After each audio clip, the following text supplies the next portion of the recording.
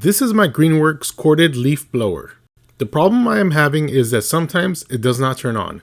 To get it open, the trickiest part was finding the two screws that were hidden behind the sticker.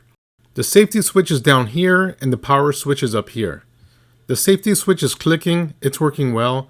The brushes in the motor are making good contact with the motor.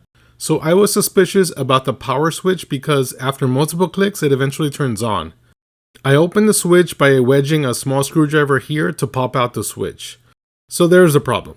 The inside of the rocker switch gets super dirty and it doesn't allow the power to pass through the switch. This is the part that rocks back and forth to close or open the circuit.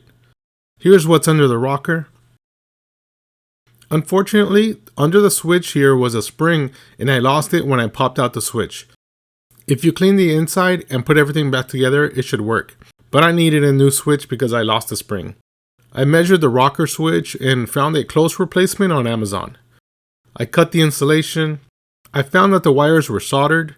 I'm going to use spade connectors instead of soldering.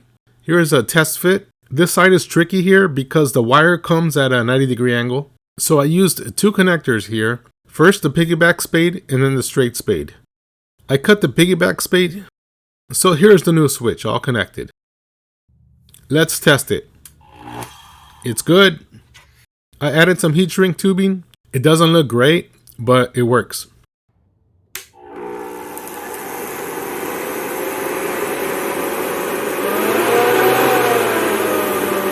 It's working good now.